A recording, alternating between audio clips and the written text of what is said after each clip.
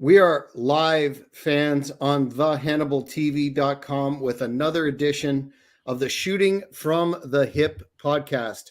My name is Jack Kilby, Executive Vice President of Great North Wrestling, and I am joined today by the one known as the King of the Streets, the Kingpin, Angel Medina. As always, how are you doing today, man?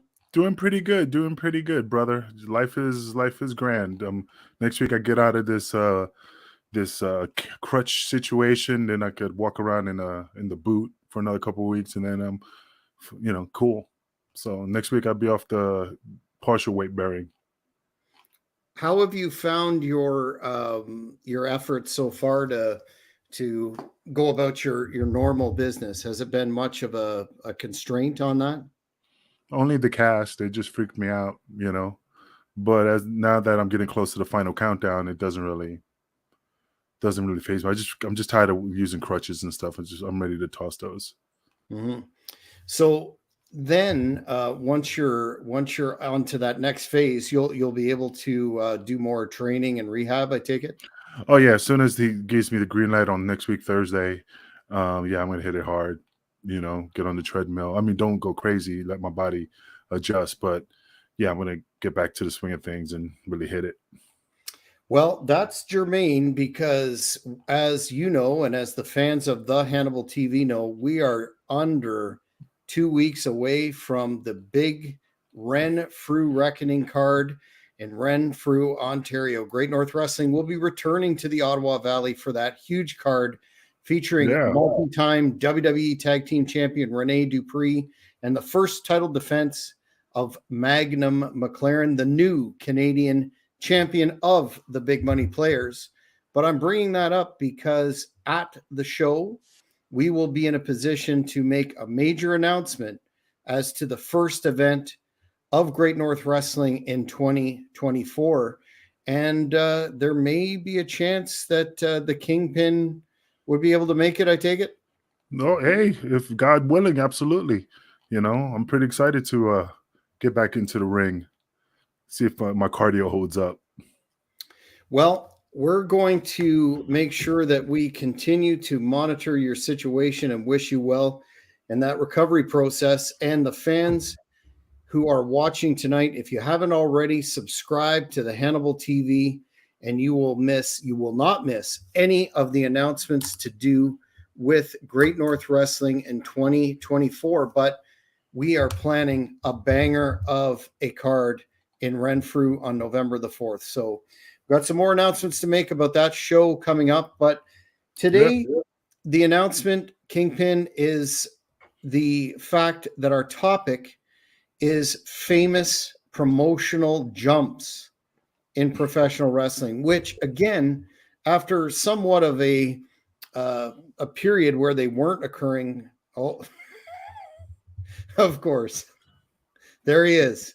You're going to have to bring him to the ring next time. He's going to have to be your Rocco. Yeah, definitely. I love like that Hannibal character. and Hawk had, the little ventriloquist. Does he talk, though? Who? Your buddy there. Oh, no, he doesn't talk. It's just a statue. It looks like more like Prince Nana. We're gonna have to do the swerve, whatever this fucking song is. He's doing good. I'm happy for him. Excellent. So what I was indicating was when AEW was first starting, there were some WWE talents that made their way over there, and then we've had a little bit of a lull in that in terms of those two companies, but recently, there were a couple of notable ones. Jane Cargill from AEW, the TBS Women's Champion, to WWE, and that's becoming a very big deal. They obviously have huge plans for her. And then, WWE? Yes. She is getting the star treatment, so to speak, thus far.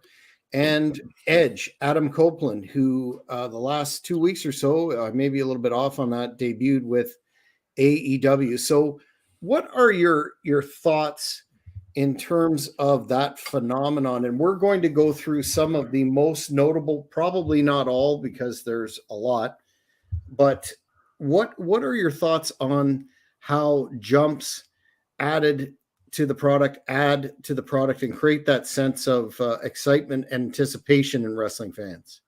Well, I mean, the funny thing about that Cargill thing, I want to jump on that for a little bit. I mean, I seen her work, and I'm not trying to knock her. I'm not trying to disrespect her, but she's not a phenomenal wrestler.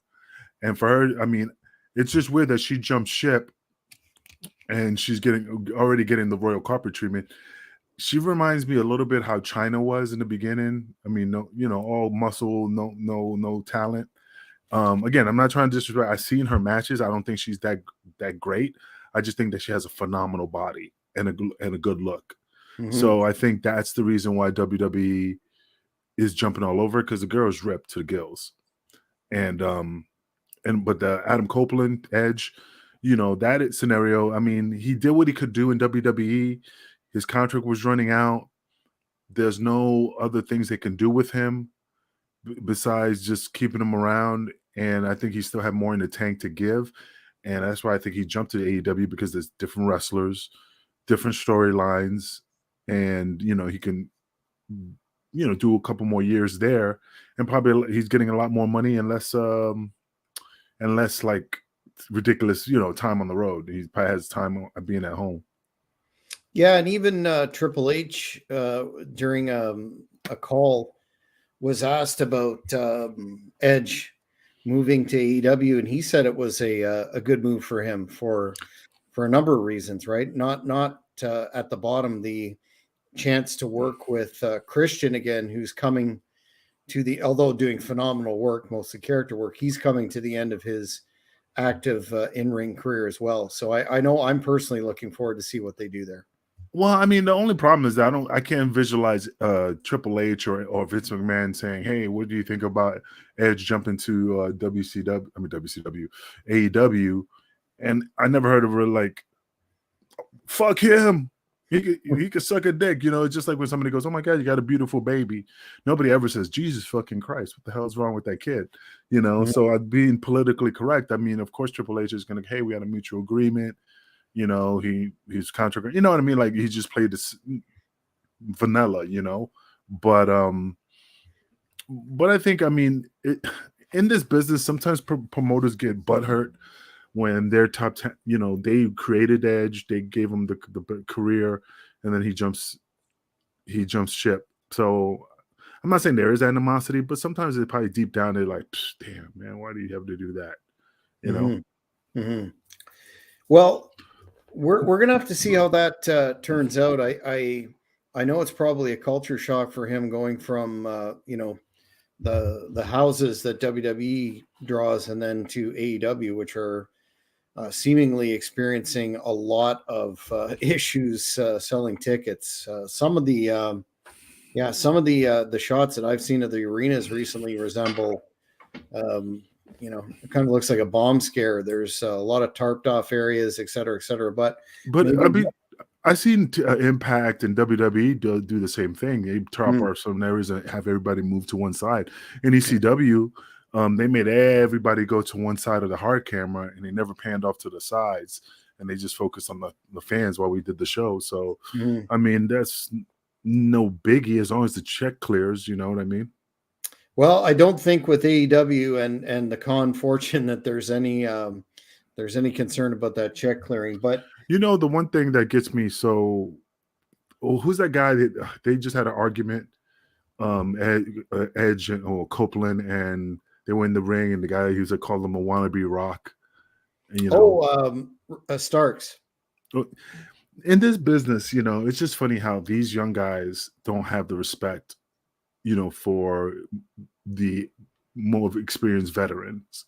So, because I heard the story that they had heat and stuff like that, and I'm like, Jesus Christ, dude, you only been in the business for like a flick of the finger, and then all of a sudden you're going to disrespect a legend that's been in the business for so many years. It's just weird, man. It's just different. Even if I didn't like the guy, I kept my mouth shut. Well, that seems to be the operational regimen du jour of AEW, with Hangman Page and his famous comments that he has nothing to learn from anyone. But when we talk about jumps, I'm going to go through these, but in no particular order. I think it's best that if we start with your thoughts on one of the biggest right off the bat, and that would be Hulk Hogan from WWF to WCW in 1994, which really kicked off the whole. Well, it was a pivotal moment in the early stages of the rivalry between Yeah. WWF and WCW, and who would have thought that could have actually come to pass back in the day? Were you shocked at the time? Kind of, but not really, because when the way things were happening with Hulk and WWE or WWF at the time, you could see that they were not phasing him out, but he wasn't getting the big push. They were more focused on the Bret Harts, and I mean, he lost to Yokozuna, and it was just he knew his time. He was at the end of his run. So I mean, that was a smart move to go to WCW because they were getting a lot more money. And like I said, I heard stories of guys who collecting a check and they've been home for 2-3 years and never had to work or work once or work twice. So I mean, I wasn't really surprised. I expected it. Now I know, now jumping off top, the only one I was surprised is the Rick Rude, appearing on Raw and appearing in WCW at the same time. So that's the only one I was. November 17th, 1997, the exact date that he was on both shows. So that's the only time I popped, because one was recorded and then the one was live. So then it was just like, it was just a classic, not saying a classic movie. It was just funny because you're watching two shows and you see it. So I popped for it. What was your thoughts? Oh, I thought it was, I didn't know what to think. I thought it was interesting that he was with DX in WWF and then went.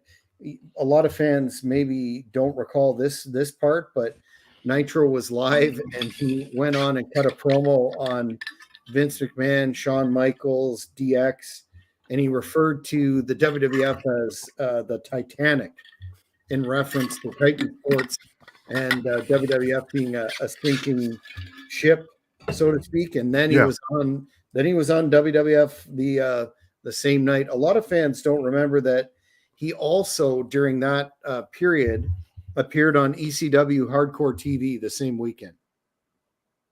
See, I didn't even know that. I can't remember that far. That's interesting. Now, it would have been great if he would have showed up on WCW and WWE, and then let's say ECW was at night, and then he pops up in there. That would have been like a trifecta right there. That's awesome. Kind of interesting that given the fact that Rude was a businessman, and he went back and forth between WWF and WCW before, in the earlier part of that decade, that he would come out and cut such a scathing promo, evidently for the losing side ultimately. But I thought that was kind of interesting, because without being totally familiar with the whole shoot promo concept at the time, I thought, wow, he's burning bridges here. I mean, it doesn't matter. I mean, if he's burning bridges or not, he has to do what's best for business, for himself, because at the end of the day, it's all about the money, and you're breaking your body.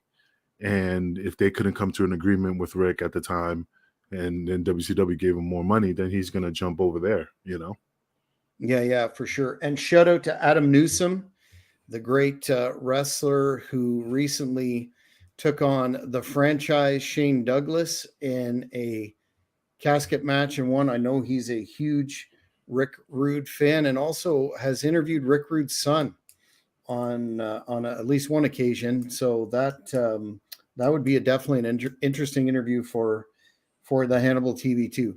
Moving on to another huge jump, and I want your recollections of this one, because I sure remember it, when Kevin Nash and Scott Hall went from the WWF to WCW, and the whole NWO angle kicked off that renaissance in the business, where I don't know how many thousand NWO shirts still sell to this day per month.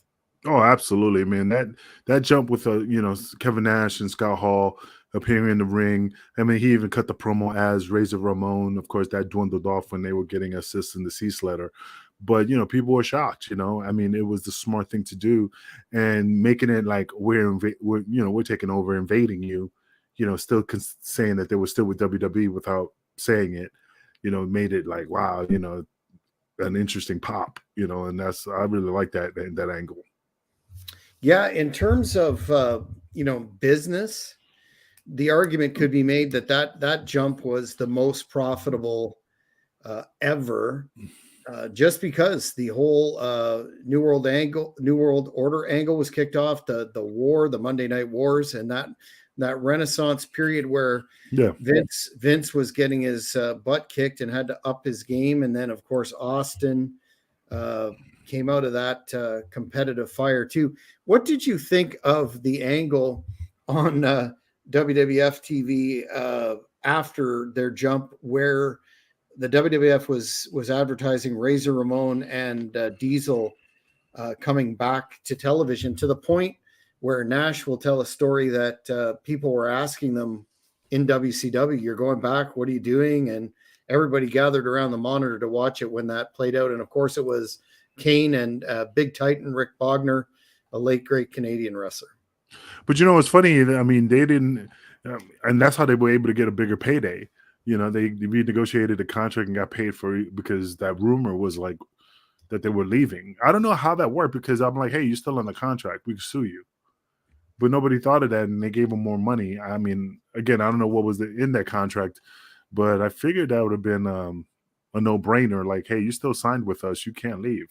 Mm-hmm. We'll get our lawyers on you. But yeah, but the Razor Ramon and the Kane Diesel was horrible. And then the part of the angle where they tried to make they didn't try. They turned JR heel, and he was involved there. What a mess. It was a good thing that it was dropped fairly quickly. I agree. Oh yeah, absolutely.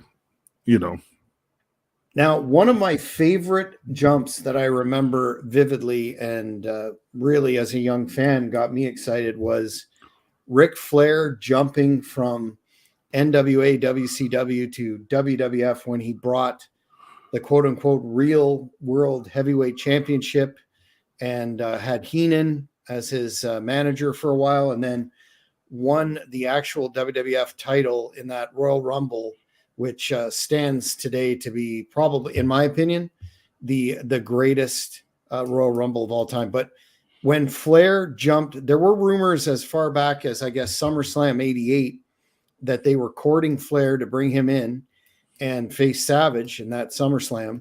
But, Jim Crockett Promotions realized that would have been the death knell of his company at the time. Yeah. And they kept him. But so there were rumors that he was going to jump before. But when that happened, what did you think? When that happened, I mean, especially after you knew what the story behind, that they owed the money, and until he paid them, he was keeping the belt. I mean, that was a smart thing. And again, him hooking up with Heenan was a classic. I mean, Bobby the Brain is just one of the best managers in the business, especially his verbal judo, and when I saw that happening, it was just a great time for wrestling, because Ric Flair was an awesome wrestler. It's just too bad that, WCW couldn't see the. I mean, it's hard to say see the talent. It's Ric Flair, but you can do everything with Ric Flair, and they couldn't come up with anything for him, to keep him. I mean, the guy should have been treated like a king. That was that Jim Hurd, the Pizza Hut executive. Yeah, the Pizza Hut dude. Don't know shit about wrestling. Yep, didn't see anything in him. Wanted him to cut his hair, put an earring in, call him Spartacus. Just crazy stuff. I will say this, though. I was very disappointed that Hogan versus Flair did not happen at that WrestleMania.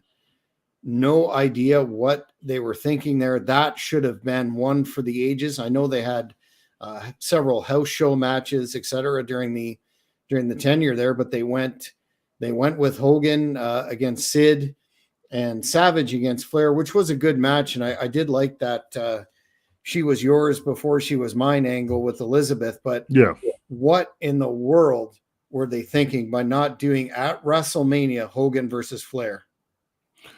Yeah, I mean, that would have been the first time they would have wrestled against each other at the time, right? They did some house show matches, but Yeah, the but like plan TV. initially was for that on a pay-per-view. Yes. So it would have been the first time on TV. I Yeah. mean, they dropped the ball. I mean, that could have been like the typical Andre Hogan match. It would have built up, or The Rock and Hogan. That type of match would have been just epic. But again, we don't know what goes through Vince's brain or what's the reason why he cuts people loose. Sometimes he just says F it and just does what he just cuts them loose. But it's just weird. It's just a weird dynamic to understand how, just like the Rick Rude situation, I mean, but that was a high spot. But you got to keep your talent tight, and keep, if you don't want to lose them, you just got to definitely take care of them. Yeah, that's one of the great what ifs in wrestling history. Now, this one is interesting, and I also remember this quite well. And it may not be, in hindsight, it's a bigger deal than I think it was presented at the time. But when Chris Jericho jumped from WCW to WWF with that amazing sequence with The Rock when he came out to Monday Night Jericho, and The Rock goes, "Who in the blue hell are you?" And that great verbal exchange, and then of course the career that he would have in WWF speaks for itself. Amazing, he is still active today too, given the he had one break from the business, I believe, for a couple of years, but he's been in the ring quite a bit. But looking back, how old is he? Jericho, 52. Yeah. He's got a birthday coming up, I think, if not, Let's take a look. 52 or 53. Okay. What were you going to say? I didn't mean to cut you off. No, I was going to say that it was significant in showing that they could take someone that was not being used properly in WCW. This is on the heels of him wanting to work with Goldberg, and Goldberg saying, "No, you're too small, blah, blah, blah." And they took him, and they really, after a rocky start the first few months, he had a Hall of Fame career. Yeah. Well, hey, just to answer your question, November 9th, 1970, when he was born. So he'd be 53 this year. 53. Yeah. So how important do you think that was in hindsight? And do you remember it when he came out? That was back in the day when I was still watching Raw. And I knew who he was because I watched both, but I don't think some fans did. But do you think in history that was an important move? Probably not pivotal to the downfall of WCW, but still important nonetheless. I mean, it doesn't break the whole dynamic of WCW because Chris Jericho left. I mean, he's a great wrestler, always has been, always will be. It's just that again, WCW had so many people on the contract, they couldn't do anything with certain people. I mean, I liked him when he was doing the Chris Jericho with Ralphus, yes. And I mean, I pop for that. He always made things funny, and he always made, the On the List and all the other stuff. He always reinvents himself. A little bit of the bubbly, all that stuff. I mean, he just always reinvents himself. So that's why he keeps himself relevant. But I mean, I don't think it made any difference for him to leaving WCW to go to WWE. That made it like, oh wow, this is it. But it just, to me, it's just nothing special to me. Chris Jericho was always a great wrestler, but I just don't think WCW would just thought of like, oh, if we lose him, we're gonna lose our shirts or something like that. Mm-hmm. Good point. This is an interesting one. What about Brock Lesnar from WWE after WrestleMania 20 with that stinker of a match with Goldberg to UFC, and then his return to WWE after a number of years in his UFC run, and of course he gave professional football a shot too. But I think this is a very important one for the draw that he was and is, and kind of opening the door for the, of course, Severin and Shamrock were ahead of him for that, but the legitimization of professional wrestling in terms of the Ultimate Fighting world, he really showed that wrestlers are damn tough, and became a huge draw as a result of that jump and return. No, I agree. Brock Lesnar, I mean, the guy, I mean, whatever he touches turns into gold, from UFC to football to wrestling. I mean, the guy is just, like I said, always makes a successful run at whatever he touches. If he wanted to do, any type of physical combat sport, he can do it. Once he puts his mind to it. I don't know the guy, but I'm assuming that once he puts his mind to it, he just goes balls to the wall. It would have been great to see him. I know at one point, like Brock Lesnar at this time is not, working a lot. I'll be surprised if he jumps to the, AEW. That'd be a pop, especially if he just says, hey, I'm retiring, taking a break, then goes to AEW. That would just fucking, people would lose their shit. Yeah, I can't see that happening. No, I don't think so. He works whenever he wants. He writes a blank check in WWF. He's WWE. He's got lots of money. So, but I mean, anything can happen. But maybe Goldberg. There's strong rumors that his WrestleMania 20 opponent Goldberg will end up for a last run in AEW. So, What for, bro? What do you mean, like Goldberg going into AEW? Yes. Did I say WCW? That's a Freudian slip. No. You didn't say that. It just said Goldberg sucks, bro. He's garbage. I mean, the guy is. I mean, and it's not hating. It's not, but I mean, the guy is untalented, man. He hit himself with the locker, and he was bleeding, and then one time he hit himself with the turnbuckle post and fucking knocked himself off, dropped Undertaker on his head, just. Oh, that Saudi match you're talking about? Yeah, it's just. That was bad. Yeah, but I mean, I know Goldberg got a following, but it's just like the dude sucks. He's unsafe. So you have to protect yourself from him. I remember the Steve Regal match that, even though Regal says he never took liberties and tried to make him work, I remember that match, and he blew the motherfucker up. And finally, when he decided to take the jackknife, it was on Regal's terms, and luckily he got Regal up because he was that blown up. But again, that was when he was younger. But again, it's just the guy. It's just, I just don't see any talent. I don't know. It just baffles me that WWE keeps bringing him back. Oldberg is just not popular. Well, I think the key to Goldberg's success was that was the one new star that they made. They knew he was limited. They knew the fans like to watch him go up, bing, bang, boom, spear, jackhammer, in and out in a minute, what have you. And after he left WCW closed and he went to WWE, he was exposed.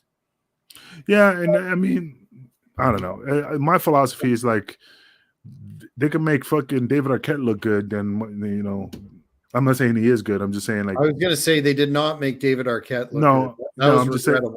I know, but I'm just saying, if they put in the same effort as they put into Goldberg into David Arquette, it'd be the same thing. I mean, nobody believes David Arquette. It's like the Jay Leno thing. When Jay Leno was garbage. That was garbage. Mm-hmm. With Karl Malone. Oh yeah, and I remember he was, had the arm bar, and it's just garbage. Hogan selling for it. Yeah. Oh, dude, I was watching it, and tremendous. I was just shaking my head like, this is exposing the business. Oh yeah, and he's getting a payday.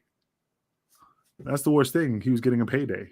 He should have done something with his chin. Made that a submission or something. Well, instead of a headbutt, just a chin butt. Just hit him with the chin. Or that nerve hold that Haku used to do. Maybe he could, jam his chin into the trapezius area and make the guy submit. Well, one thing is that if they really wanted to do a celebrity to come into the business just for whatever great pay-per-view or TV or get a run, man, they should bring the guy in a year and a half prior to, like if it was already like, hey, I got this idea. What do you think of this guy?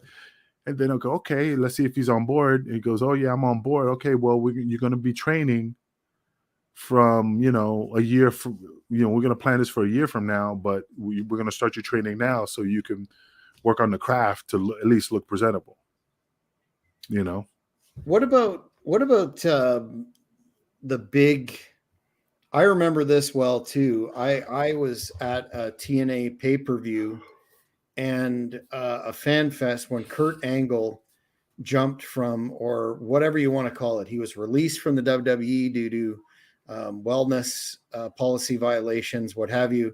Then TNA picked him up, and the excitement was palpable. That first pay-per-view with Samoa Joe against Samoa Joe was their highest grossing pay-per-view. I still think even to today. What do you remember that at the time, and how TNA, really got a buzz, and that sort of cemented them on that great Spike TV deal that they had, and everything looked like it was going to go onward and upward from there. Do you remember that jump? Yeah, Kurt Angle jumping? Barely. I mean, I remember. I'm trying to visualize it. Was it the time when they were in the ring together and he headbutted him? Who Yeah, headbutted? It was Samoa Joe or Kurt Angle headbutted? it was. Somebody will correct me on this, but I believe it was Kurt Angle headbutting Samoa Joe, and then back and forth, and then that kicked off that rivalry, which was some outstanding matches, in my opinion. Oh no, absolutely. I mean, I think the reason, like I said, what you said is that the wellness policy, and him jumping to Impact, but he's a name, and that's I see him going in there and dominating, which he did, but WWE couldn't deal with his recreational habits, and Impact just didn't really know the depth of it and brought him in, Or did know the depth of it, like Jeff Hardy.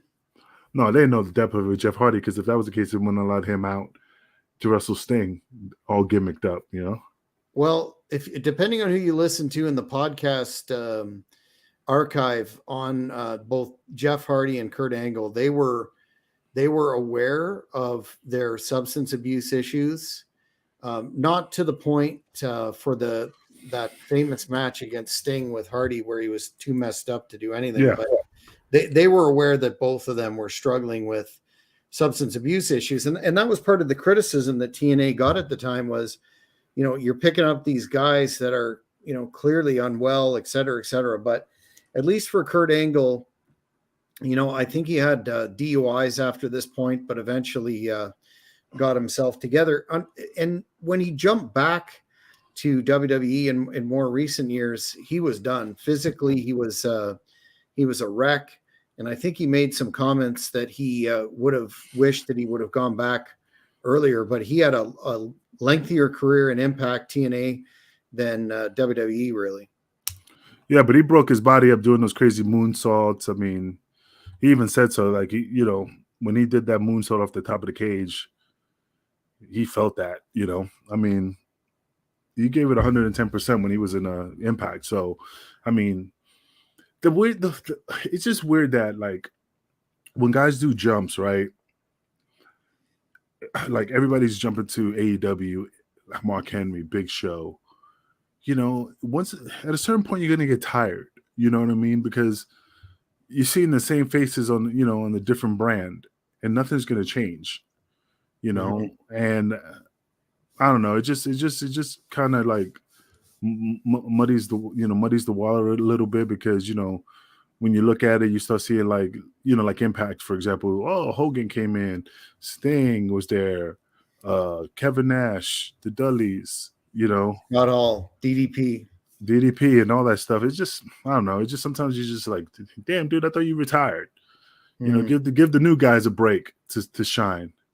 And it's just, that's the problem. I just think sometimes when people jump, it just either it will make or break you, but it just, I don't know. Sometimes it just, like I said, muddies the water a little bit sometimes. Recycling talent, so to speak, on a loop.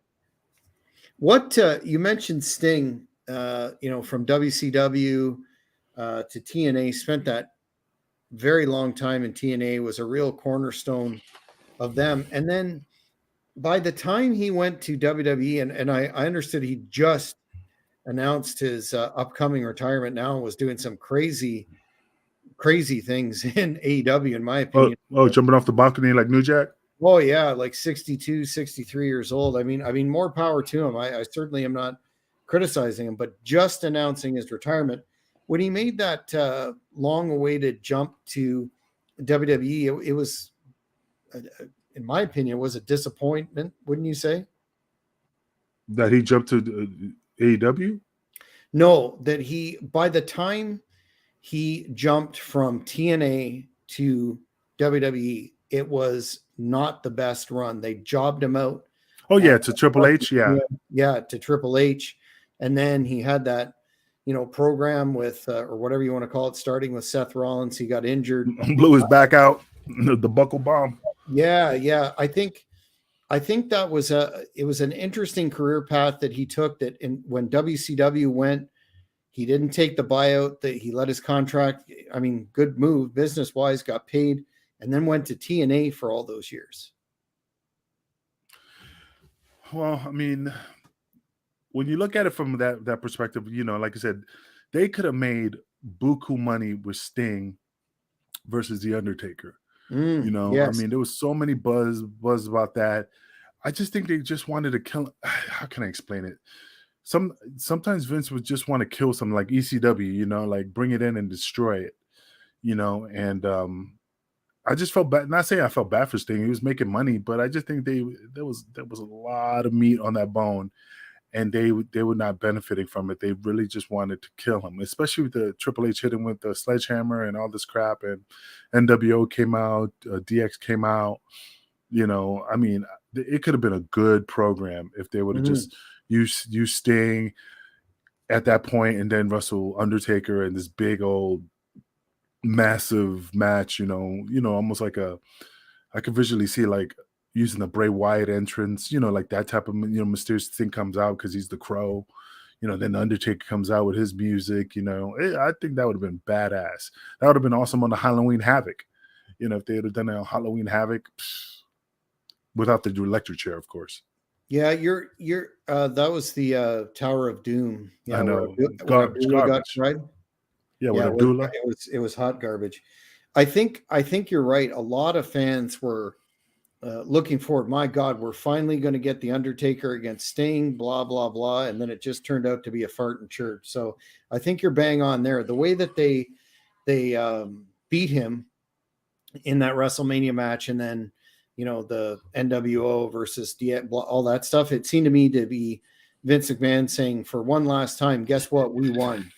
Yeah, It was totally the wrong move in my opinion. But anyway, speaking of huge potential pops and huge pops, what about when the Hardy Boys left WWE? They went to TNA and they came back for that Mania. Do you remember that pop?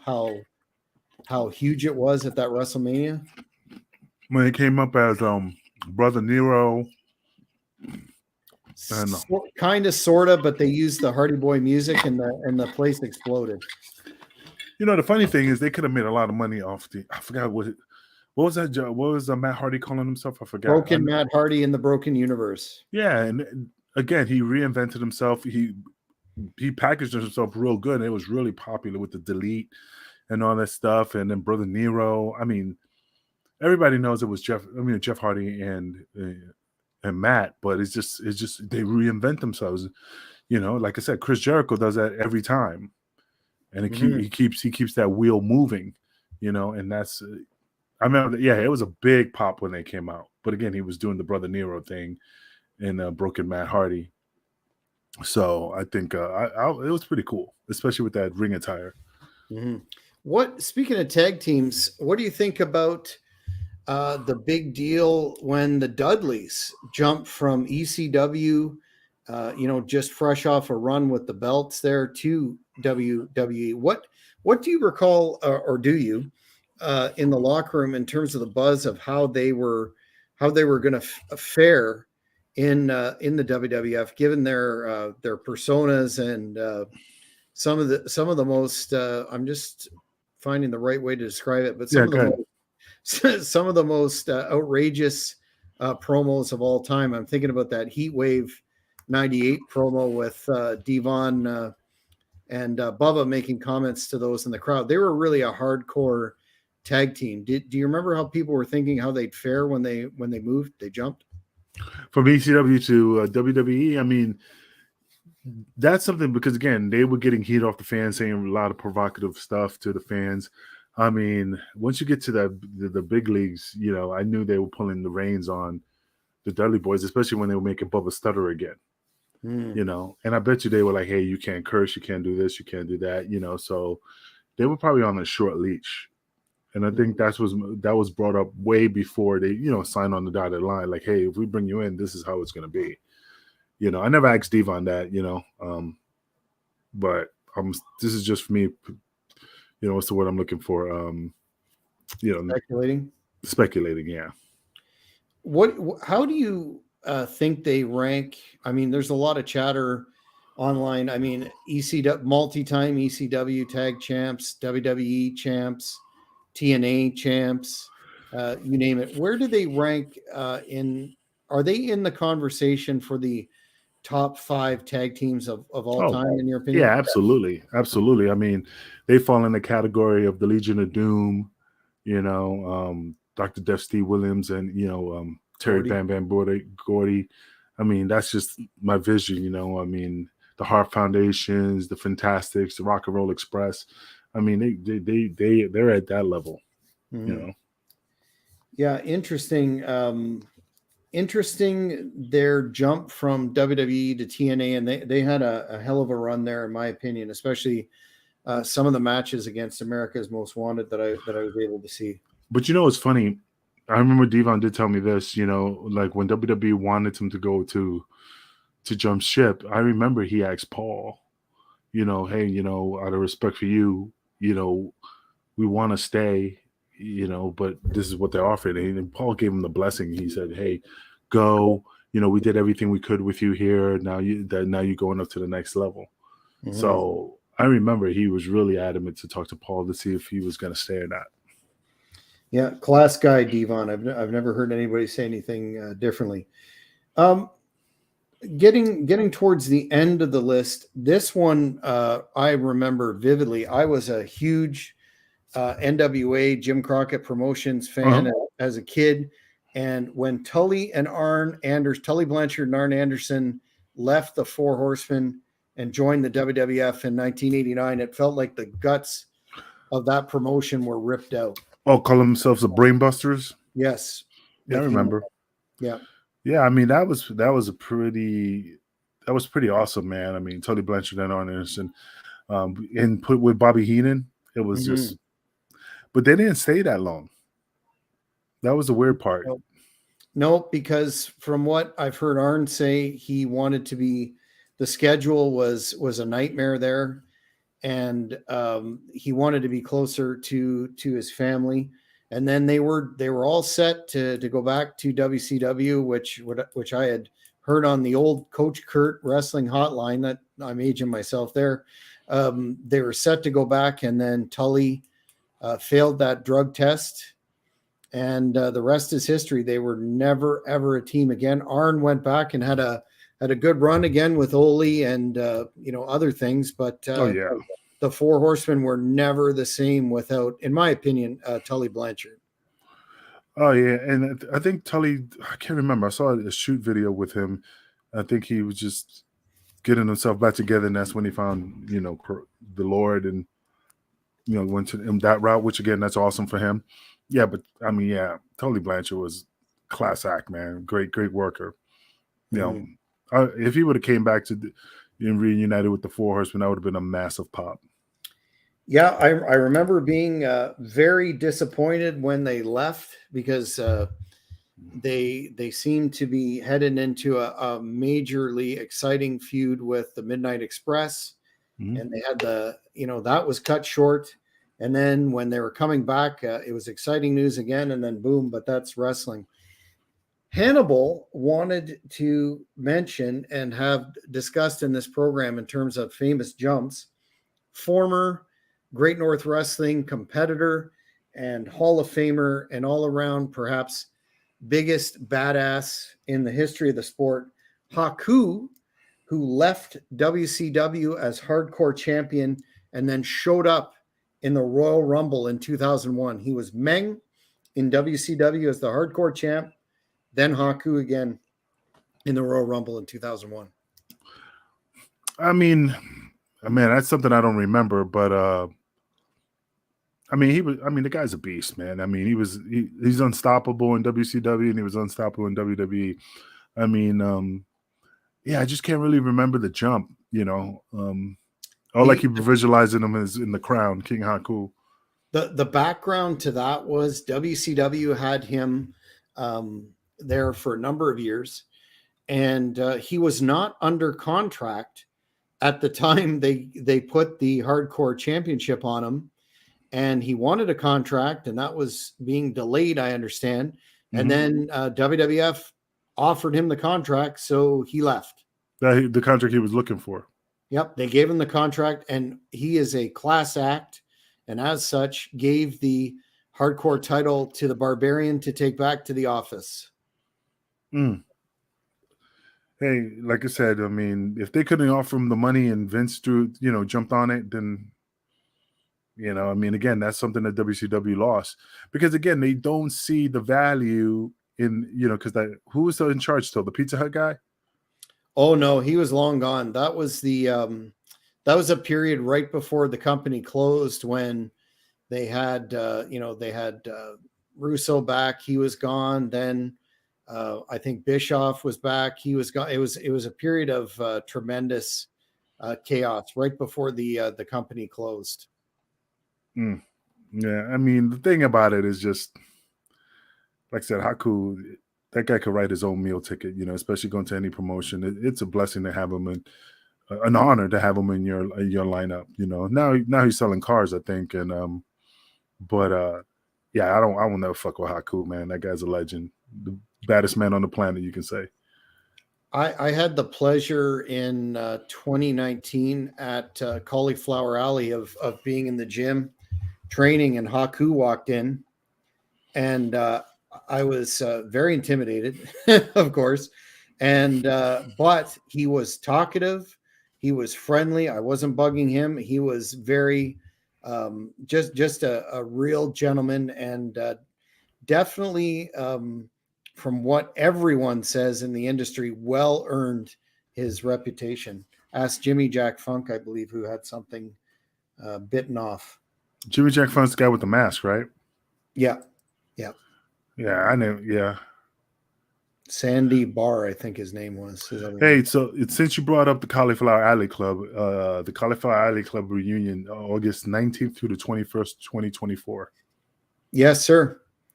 There are plans to cover that event for sure again this year. We'll, of course, be in touch on that, because wouldn't it be great to have a live edition of this podcast with some luminaries on it, in addition to covering, the great events there, the seminars, the live wrestling, the banquets. Of course, it was very enjoyable there in 2019 for me. Would you be down for that next year? Yeah, no, absolutely. August 19th to the 21st is a Monday, Tuesday, Wednesday. Oh, that's interesting. Yeah. That's why I just keep looking back and forth to make sure I'm looking at it right. But yeah, on the calendar, August 2024 is 19th is Monday, 20th, and the 21st is on Wednesday. Have to skip work then. Come up with an excuse. Well, I'll just take that time off once we put that shit in stone. I think that would be awesome. I think that everybody would definitely pop for us to be down there. I just have to get my membership. Yeah, renew my membership, get the lifetime member. Well, speaking of that, I want to shout out for those fans that aren't aware, a recent guest on the Great North Wrestling podcast, the Cooker, Bob Cook, a real gentleman, an excellent wrestling historian, and on the board of directors. I understand. Sorry, Bob, if I'm screwing that up, but I know you have an official relationship with Cauliflower Alley. He, if you go check him out on social media, he has all that information about memberships, annual, lifetime. I'm a lifetime member, and he has a great deal of insight on the industry in this day and age. So be sure you check out Bob Cook. He who is known as having one of the best punches in wrestling. Are you familiar with the Cooker, Kingpin? No, I'm not gonna lie, no. He was a WCW mainstay on television for many, many years. I would recommend that you check out his contact as well. He's got a very entertaining Facebook page. You said the Crooker? Bob Cook, Oh, Bob Cook. mhm, I'll take a look. affectionately known as the Cooker.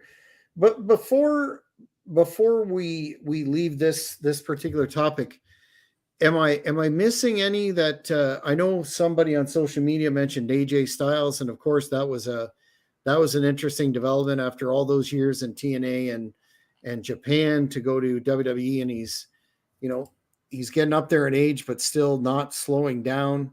Are there any that we haven't covered that you can think of off the top here? The only one that I think is worth mentioning is when Sergeant Slaughter left WWF and went to the AWA over that dispute for the GI Joe contract. I recently had the pleasure of interviewing his daughter on the Great North Wrestling podcast. Check that one out too. That's a really interesting interview. But that set the table for Slaughter to come back and do that really historic angle of the Iraqi sympathizer and all the heat that came with that. But am I missing any ones in your recollection, Kingpin? No, I don't think so. I mean, I'm just trying to think, but no,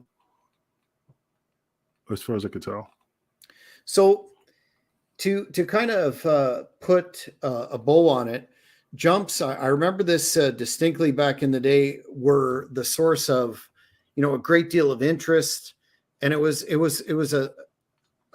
albeit a short-term thrill to see an individual that you knew from somewhere else show up on WWF TV or WCW, and then how they're used after that in the long term is always the key. But it certainly generates interest, and I think we're going to see, not that AEW is on WWE's level, but I think we're going to see more of that sort of dynamic take place where talents go back and forth. The argument can be made, though, that in terms of AEW, some jump, and I think of Rusev and how he became Miro, and then he's largely not on television. He goes missing for months at a time. Oh yeah, seems like a hell of a talent being wasted. I think that's where the rub will be. Who can use the talent better between WWE and AEW? Not that AEW is a competitor on that level, but they do have television. They have so much television, and yet their roster is so huge they can't seem to find space for all of them. I mean, if you look at it from that point of view, yeah. I mean, I wish they could use him, but if he's collecting a check, just like we talked about WCW, some guys just collect a check. Then I mean, he's just healing himself, keeping his body strong. So when his contract runs out, and if they don't renew it, guess what? Plus he's getting a lot of money on the indies because he's affiliated with AEW. Well, I think we have done a decent job addressing this particular topic. Do you have any final thoughts for the week, Kingpin? Well, I mean, the thing is, when people jump from organization to organization, it's because they're doing what's best for them, not best for the business. And I'm not saying that as a negative, but when you're feeling like you're not being utilized to the best of your ability, and you feel like they're just sweeping you under the rug, then sometimes you have to shake that cage and go to another place where you be treated, not saying with respect, but a fresh start. So I just feel that sometimes when people jump ship, they're just not being utilized correctly, and they're afraid that their brand is going to hurt from that. I couldn't agree more, but from your perspective, that makes a heck of a lot of sense. In terms of the next show, I apologize. It must be my diction tonight. It's melodic. It's no. Well, I got to wake up 3 a.m. to go to work, so I'm always like, Well, you are a hardworking man. But next week, what do you say we look at the greatest, most controversial gimmick matches of all time? I'm working on a third man for this discussion who knows a lot about gimmick matches. So we'll keep the lid on that. But until we make the final announcement, are you down with that topic next? Yeah, absolutely. You're talking like the Magnum TA and Tully Blanchard gimmick match, that type of match? Those Well, type of we're, matches. we're talking the scaffold match, the cage match, the ladder match, the falls count anywhere match, and many, many more, and some of the What great ones. what about what was the one with Abdullah the Butcher, Halloween Havoc, when he got electrocuted? No, that was dog shit, I know, to but say the least. it's still a gimmick match. It was, and you know what? I have notes to definitely bring that one up, just because it was so horrendous. That my favorite part of that was when part of some streamers or material caught fire in the cage, and the Great Muta had to spit the mist on it to put it out. I didn't see that. Did it show it? Yeah, check it Uh, out. It's on YouTube. So I'm let's gonna look let's that up. go with that. Let's keep the fans in the loop as to when the next episode will be. Do you have any final thoughts on anything today, Kingpin? No, man. To me, it was a great show. Talking about those type of jumps, it just brings back some memories, and I just think it's just gonna be awesome when people just realize that sometimes you just got to make the decisions that are like best for you. So sometimes it sucks, sometimes it's awesome, but a wrestler only has a certain amount of time to make as much money before your body starts breaking down, and I know how it is. So yeah, it was a good show, good topic. All right, fans, that's it for this edition of Shooting from the Hip. We will be in touch. Check out our social media for our announcements as to the next episode and future episodes. But until then, have a great one. Thank you for watching the Hannibal TV. Please like this video if you enjoyed it, and click the subscribe button to not miss any of our latest shoot interviews, match videos, or news